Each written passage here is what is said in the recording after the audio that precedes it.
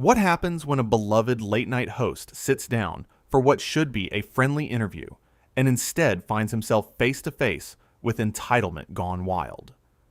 In just 39 seconds, a seemingly casual conversation would spiral into one of the most shocking exits in talk show history. Seth Meyers sat behind his desk with that warm smile audiences had come to trust over the years. The cameras were rolling. The studio audience was buzzing with excitement. Meghan and Prince Harry walked onto the stage with a wave that seemed friendly enough at first glance. The crowd applauded, and Seth stood to shake his hand. "Welcome to the show," Seth said, gesturing to the guest chair. "Great to have you here." Harry sat down, adjusting his jacket in a way that seemed almost theatrical. He looked around the studio as if inspecting it for flaws. "Thanks for having me, I suppose," he replied, his tone already carrying an edge that made Seth's smile falter just slightly. Seth, ever the professional, pressed forward. He had dealt with difficult guests before, but something about Harry's demeanor already felt off.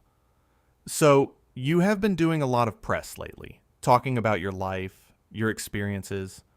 I thought we could have a conversation about some of the positive work you have been involved with." The shifted from neutral to something darker shifted from neutral to something darker. Positive work? Is that what you call it? You mean the work I have been forced to do because nobody in my family understands what real responsibility looks like? The work I do because I actually care about people, unlike some others I could mention? Seth noticed several audience members shifting uncomfortably in their seats.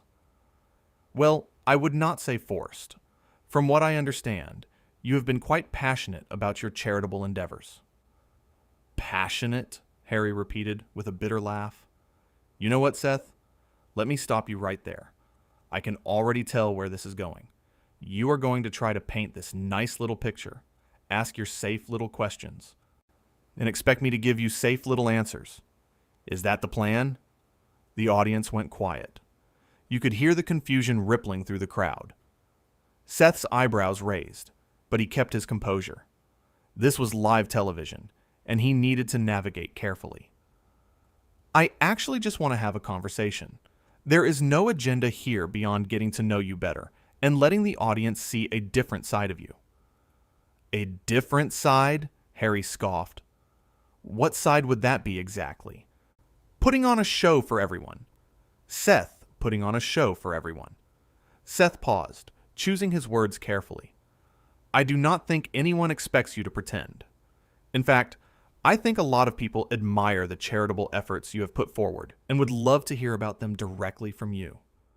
"Charitable efforts," Harry repeated, almost mocking the words. "You know what, Seth? I did not come here to be patronized. I came here because my publicist said it would be good exposure, but sitting here now, I am starting to wonder if your show is even worth my time." Seth blinked, clearly taken aback. "I apologize if you feel that way, but I think we are just getting started here. Maybe we can talk about something you are passionate about." "Passionate about?" Harry laughed, but there was no humor in it. His eyes had taken on a hard edge. "You want to know what I am passionate about, Seth? I am passionate about people actually listening when I speak, instead of treating me like some circus act. Do you know how exhausting it is to constantly have to explain myself to people who could never understand my life? To sit in interviews where the host thinks they know me because they read some articles?" Seth felt his patience being tested, but maintained his professional tone. "I do not claim to know you. That is why you are here. So we can have an actual conversation, and people can learn about who you really are." "Who I really am?" Harry's voice dripped with sarcasm. "You could not handle who I really am, Seth. None of you could. You want the polished version, the media-trained version. You do not want the truth." The host shifted in his seat, maintaining his professional demeanor despite the growing tension. "Actually, I think authenticity is what connects with people. I think a lot of people deal with feeling misunderstood. That's actually something many in the audience might relate to. We all have moments where we feel like nobody really sees us." Harry's face twisted into something between a smirk and a sneer. He gestured dismissively toward the crowd. "Oh, please, do not compare your average audience member to what I go through. These people," he gestured more aggressively now, "they go home to their normal little lives. They wake up, go to work, come home, watch television. They do not have the weight of history on their shoulders. They do not have to deal with the press following their every move, analyzing every word, every gesture. They get to be anonymous. Do you have any idea what a luxury that is?" Several audience members looked visibly uncomfortable now. One woman in the front row crossed her arms, clearly offended by the characterization. Seth noticed the shift in the room's energy. "Actually," Seth interjected calmly, trying to bring the conversation back to solid ground, "many people do deal with incredible pressure in their own lives. Different circumstances, sure, but pressure nonetheless. Single parents working multiple jobs, people caring for sick family members, individuals struggling with their own mental health.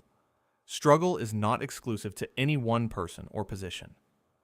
"You are not listening," Harry snapped, his voice rising noticeably. "This is exactly what I'm talking about. This is the problem right here. Everyone thinks they know what it is like, but they do not have a clue. You sit here in your comfortable studio, making jokes for a living, entertaining people who forget about you the second they turn off their televisions, and you think you can understand what real struggle is? You think writing comedy sketches compares to the burden I carry every single day?"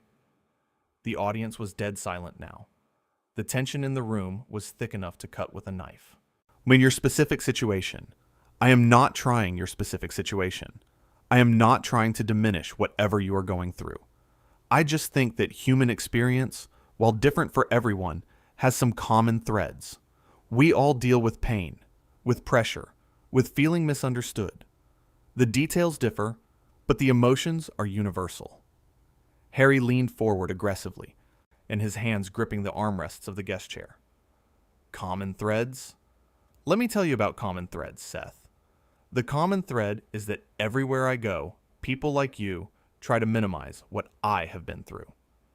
You want me to play nice, smile for the camera, pretend everything is fine so your audience feels comfortable. You want me to be palatable, digestible, easy to consume. Well, I am done with that. I am done shrinking myself to fit into other people's comfortable little boxes." Seth could feel his own patience wearing thin, but he refused to match Harry's hostility with his own. "I have not asked you to pretend anything," Seth replied firmly. "I invited you here for a conversation, a real conversation. If you would rather not have one, if you would rather sit here and attack me and attack the audience, that is your choice. But do not pretend this is me forcing you into some box. You walked in here with this attitude." "My choice?" Harry's voice rose. "That is rich coming from someone who has had everything handed to him. You think you earned this show? You think you are here because of talent? Please. You are here because you fit into a system that props up mediocrity." The audience gasped audibly. Seth's expression hardened, though he still maintained control. That is quite an accusation from someone who was literally born into royalty. Harry shot up from his chair. "How dare you? How dare you throw my birth in my face like that? You have no idea what it is like to be born into a cage, to have your whole life planned out before you even take your first breath." "Sit down," Seth said firmly, his voice cutting through the tension. "If you are going to be on this show, you are going to show some basic respect." "Respect?" Harry laughed bitterly. "You want to talk about respect? Where was the respect when you booked me on this show and then tried to make me look foolish? Where was the respect when you compared my struggles to some random person in the audience?" Seth stood up now, meeting Harry eye to eye. "I have been nothing but respectful to you since you walked onto this stage. You are the one who came out here with an attitude, dismissing the audience, insulting me, and acting like the world owes you something." "The world does owe me something," Harry shot back. "After everything I have been through, after all the sacrifices, after the way I have been treated by my own family. Yes, The world owes me basic human decency. Basic human decency goes both ways, Seth countered. You cannot walk onto someone's show, insult them, insult their audience, and then claim you are the victim here. Harry's face flushed red. Victim? You think I am playing the victim? You really do not get it, do you? None of you get it. I came here thinking maybe, just maybe, someone in this industry would actually understand. But no, you are all the same. You pretend to care, you pretend to listen, but really you just want me to perform like a trained animal. That is not fair, and you know it, Seth said, his voice firm but controlled. I have built a career on having real conversations with people. But conversations require two people willing to engage honestly, not one person using it as a platform to lash out. Lash out? Harry's voice dripped with venom. You have not seen me lash out, Seth. Trust me, this is me being restrained. Do you want to see what happens when I actually stop holding back? Seth crossed his arms. What I want is for you to either sit down and have a respectful conversation or leave. A guest on my show who is acting a guest on my show who is acting inappropriately. Your title does not give you the right to treat people poorly. Harry stepped closer to the desk, his finger pointing at Seth. You are making a huge mistake right now. Do you understand that? The influence I have, the platform I have built. I could make your life very difficult. The host did not flinch. Is that a threat? It is a promise, Harry said coldly. You think your little show matters? You think these people, he gestured again to the audience, will remember you 5 years from now? They will not. But they will remember me. They will remember what I stand for. Right now, Seth said quietly but forcefully, what you are standing for is entitlement and disrespect. Harry's eyes narrowed. Entitlement? Coming from you? That's laughable. You have made a career out of mocking people, out of making cheap jokes at other people's expense, and you want to lecture me about respect? There is a difference between satire and personal attacks, Seth responded, and right now you are crossing every line there is. Lines? Harry scoffed. I do not care about your lines. I do not care about your rules. You brought me here. You wanted me on your show. And now you are getting exactly what you asked for. The real me.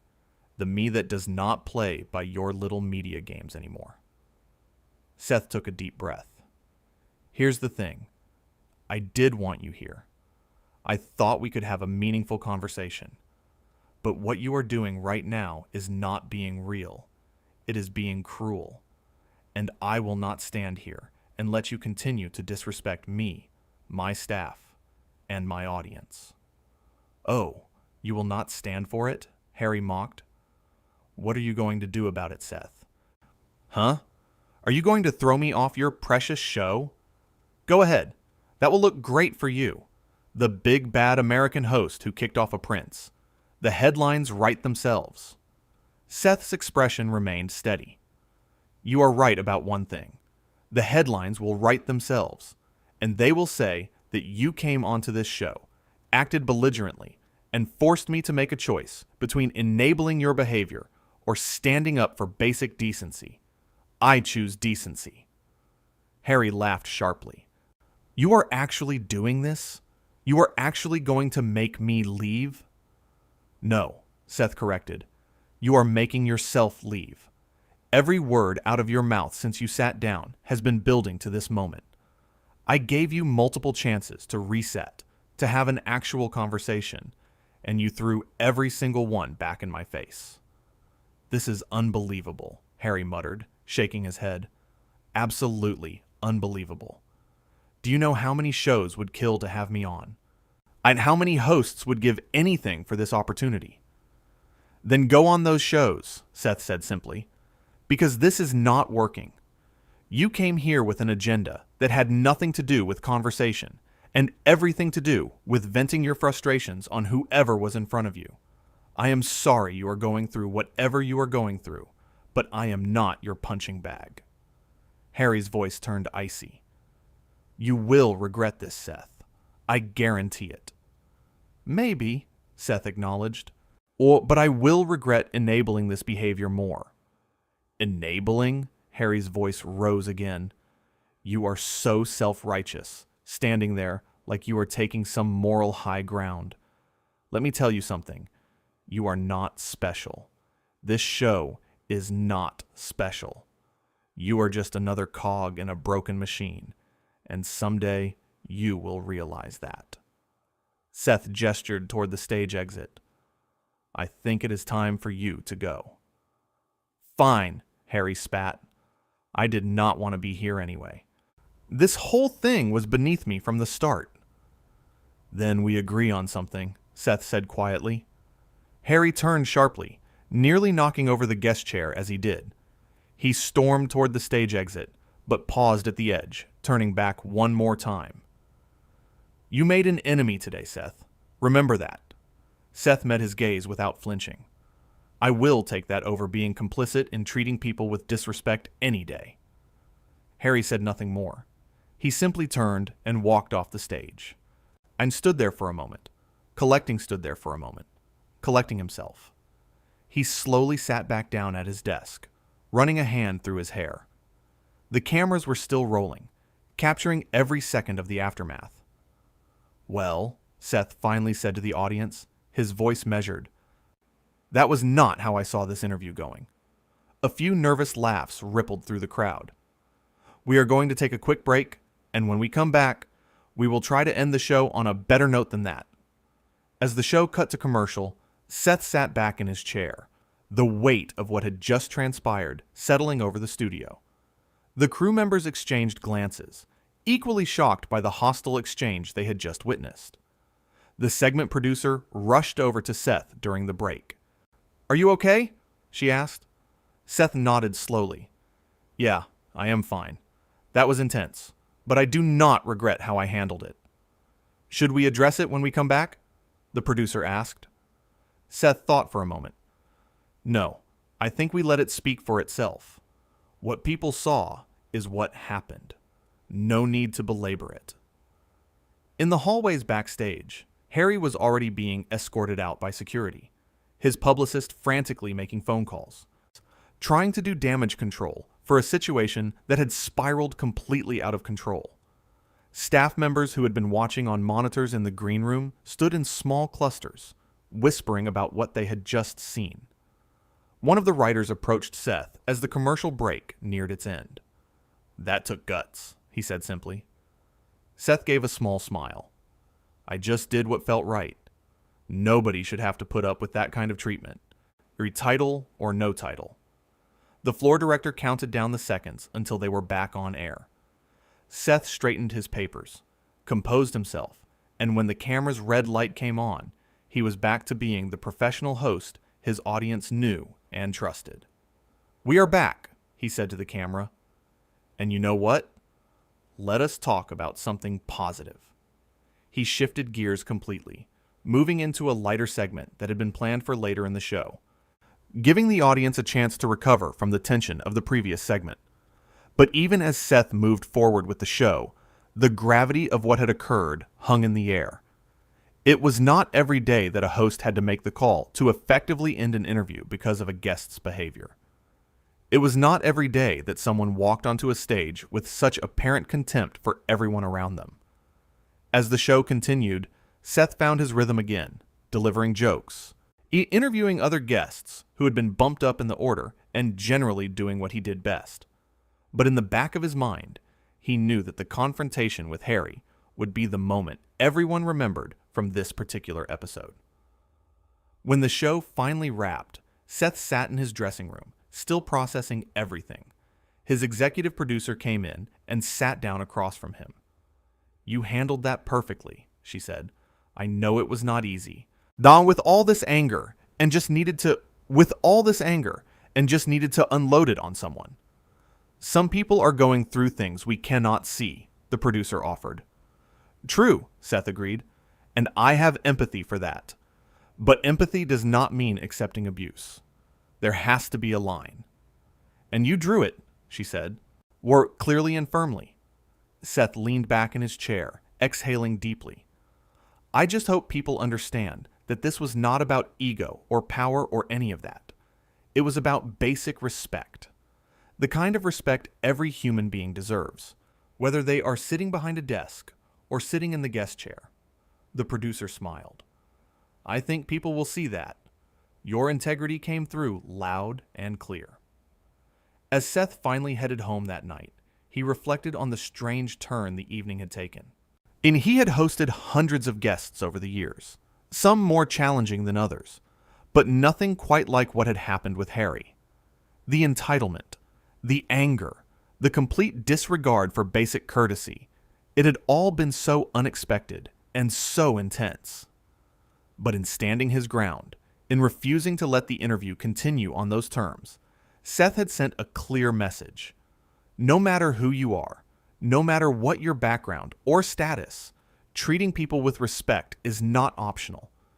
It is fundamental. The incident would spark countless conversations in the days to come. People would debate whether Seth had been right to effectively end the interview, whether Harry's behavior was justified given his personal struggles, whether the whole thing could have been handled differently. But for Seth, the answer was simple. When someone walks into your house, metaphorically speaking, and treats everyone there with contempt, you have every right to ask them to leave. And that is exactly what he did. The confrontation lasted less than 15 minutes from start to finish, but in that short span of time, it became a defining moment. A moment that showed what happens when entitlement crashes headlong into integrity. When someone expects deference simply because of who they are, rather than earning respect through how they behave. Seth had always believed that his show should be a place for genuine conversation, for laughter, for connection. And while he was willing to navigate difficult topics and uncomfortable moments, he was not willing to let it become a venue for someone to simply unleash vitriol without consequence. As the night drew to a close and the studio emptied out, the ghost of the confrontation still lingered in the air. The chairs where both men had stood their ground sat empty now, but they had been the stage for something that transcended a typical celebrity interview gone wrong. It had been a test of character for both men. For Harry, it revealed someone struggling with anger and entitlement, someone who had come to the table not seeking dialogue, but seeking a target. For Seth, it revealed a host willing to protect the integrity of his show and the dignity of his audience, even when it meant making the difficult choice to cut an interview short. The studio lights eventually went dark, the crew went home, and the building fell silent. But the echo of what had transpired would reverberate far beyond those walls, a reminder that respect is not something that can be demanded or assumed. It must be given freely and reciprocated genuinely. And when that social contract breaks down, sometimes the only response is to walk away, or in this case, to ask someone else to leave. Seth had made his choice, and in doing so, had drawn a line that needed to be drawn.